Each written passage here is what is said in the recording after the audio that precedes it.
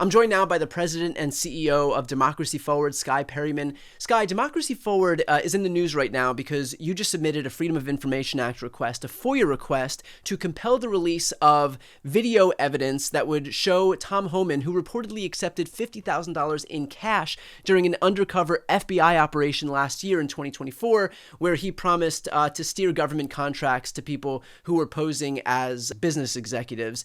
And of course, the federal government is not doing anything to help shine any spotlight on this investigation because Tom Homan is an operative in this administration. But your Freedom of Information Act request would compel the release of any video evidence that exists. So first and foremost, can I have an update in terms of the status of this FOIA request? Right. So as soon as the reporting came out, we filed a Freedom of Information Act request wanting to see the tapes as well as other documents and information around what is going on with this probe. Why was it stopped? This is very concerning, should concern all Americans. And we are waiting for the government to respond. They have not responded. And, if they don't respond adequately within the next 20 days, we will go to court. And how confident are you that the administration won't try to use some exemption to prevent these tapes from being released? And on top of that, how confident are you that the administration hasn't or won't just destroy the tapes if they do have them in their possession? We filed thousands of these types of requests since Inauguration Day, and it brought hundreds of cases in court. And this administration tries to use every tool they have to stymie the American people's ability to know what they're doing. So I'm quite confident that the administration will try to use every tool it has to keep this information from the American public. But what we've been able to see is that our strategies of using the courts, forcing the process, has been able to produce good information. And so we're going to fight whatever they come back with. They really don't have a basis to deprive the American people of this information, and we're confident that the courts would see it that way. Why is it important that there be some transparency into Tom Homan accepting $50,000 in cash in a bag to do the bidding of these folks who paid him? This is basic stuff. It's corruption 101. And people distrust our government right now, but they will distrust our government a lot more, right? If you have this rampant corruption that is running rampant, and transparency shines a light, and people need to know what their government's doing. People need to be able to hold their government accountable.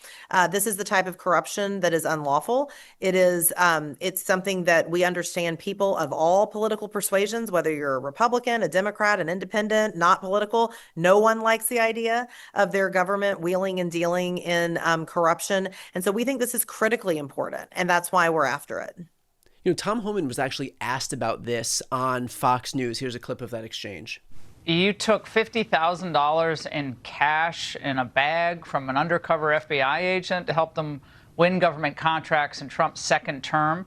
The DOJ said they concluded there was no criminal wrongdoing, but nevertheless, that story is out there, and I imagine you want to respond to that. Oh, absolutely. Look, I did nothing criminal. I did nothing illegal.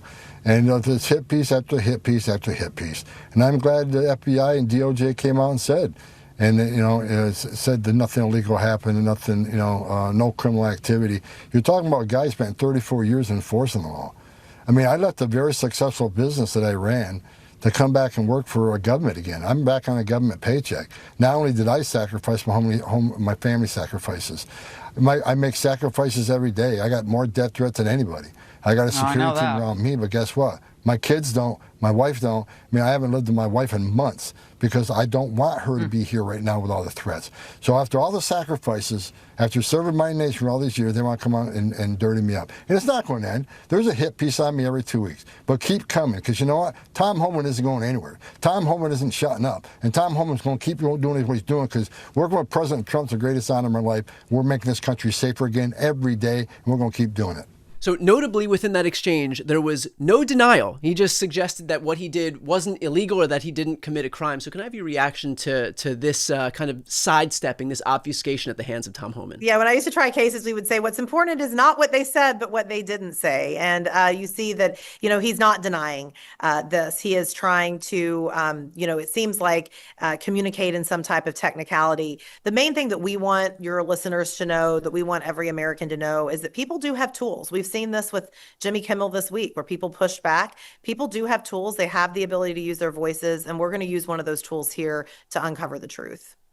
I think what's notable here is that Tom Homan really couches his whole argument as to whether he's done nothing wrong on this idea that he's not going to be charged by this DOJ. But of course he's not going to be charged by this DOJ, because this DOJ is not looking to hold people to account for criminal behavior. They're looking to protect their allies and go after their perceived enemies. And so can you speak to this new system of justice at the hands of the Trump administration and their officials, where the bar here is whether or not a broken Department of Justice is going to hold their own allies to account? Well, that's why this transparency is critical, right? The Department of Justice doesn't seem interested in doing this for the American people. So we are going to force the truth out. But Tom Homan should be worried, as should any corrupt official.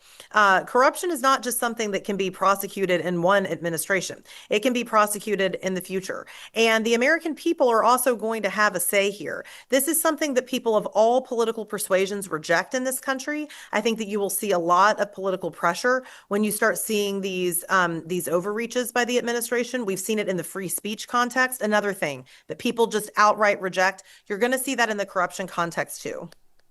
You had alluded to Jimmy Kimmel just a moment ago, and I want to throw another clip onto the screen. This is Tom Homan being interviewed on Newsmax. What is the story with this, and where did it come from?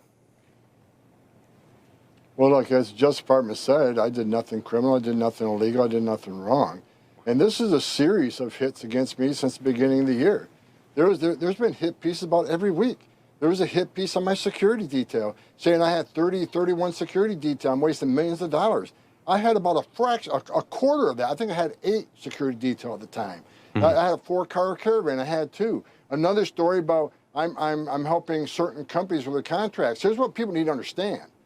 Day one of the administration, when President Trump asked me to come back and we entered on duty, I met with ethics attorneys, and by law, you're supposed to recuse yourself from any company you had affiliations with before. But I took it a step further. I recused myself from all federal contracts. I won't have any decision-making in any federal contract, but people, including this recent case, people are saying, I'm going to line the pockets of people. I signed that declaration. I do not make decisions in any federal contracts. And just so people know, I make about 18% of what I made in my company to come back and serve my nation. So my family's took a sacrifice. I've taken a sacrifice. I'm back here doing the right thing. The hit pieces keep coming, but I know who's chumming the water. I know who keeps throwing this information out, and the media jumps all over it. And they're going to see some legal actions real soon. I'm working with the legal team. I'm done with it. They can attack me all they want, but we're going to take action. So that was a little bit different. I mean, he does repeat this same claim that he did nothing criminal, he did nothing illegal. Again, he is couching this idea on the fact that he won't be charged by a DOJ that will, of course, never charge him because he is an ally of the president and he works in this administration. But then goes on to suggest that he would sue MSNBC for rightfully reporting on this. And so we are continuing to see members of this administration seek to quash any dissent, especially at the hands of this media. So can I have your reaction to the fact that for him, it's not to have any sense of accountability for what he's done, but rather to take a forward-leaning posture and try and silence his detractors for, shining a spotlight on what he's done wrong? And, they can keep doing this, but we saw last week, Donald Trump sued the New York Times, made up a bunch of things in a complaint, and the judge dismissed the complaint before the New York Times even had to respond. So this could continue. I agree with you. I think this is clearly the strategy of the Trump administration, but it's not working for them. It didn't work for them with Jimmy Kimmel. It's not working for them with the New York Times. And the American people are not going to let it work, because people in this country, whether you're Ted Cruz, whether you're Joe Rogan, whether you're, a liberal senator from Massachusetts, right? People in this country across the board understand that what makes us special and what makes America America is free speech. These attacks are unprecedented, but people are not standing for it. And I think that's what you've seen in the past few weeks.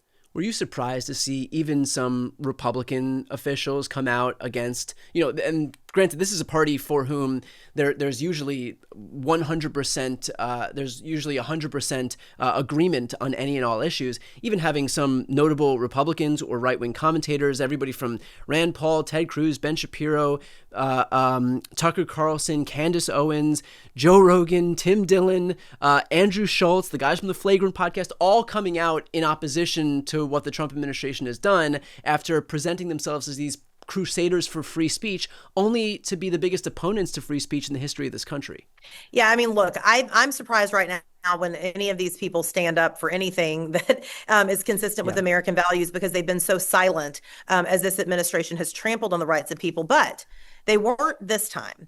And I hope that the lesson from this is they didn't turn into pumpkins.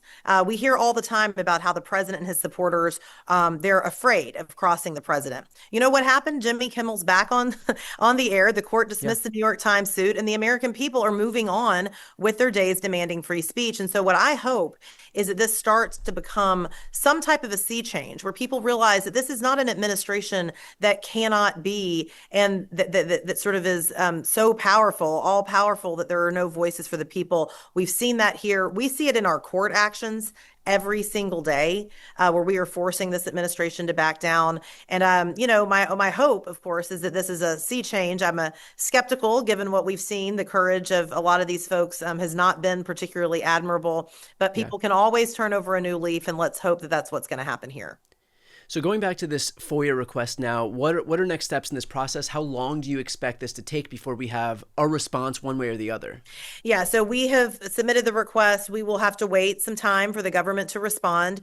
But the law really does allow us to go into court pretty quickly if the government either claims that it doesn't have to respond or withholds information. We've been able to secure court orders recently that requires the government to preserve information, such as signal messages when we're worried that they're deleting them. And so we're going to be pushing this pretty aggressively. I'd be happy to come on and chat with you as the days progress, but it'll certainly be a few weeks before we have some updates. Okay, great. Well, we will, of course, stay on top of this issue. Thank you for the work you're doing. Thank you for not accepting no for an answer when this administration just tries to brush this under the rug. And thank you for your time today. Thanks.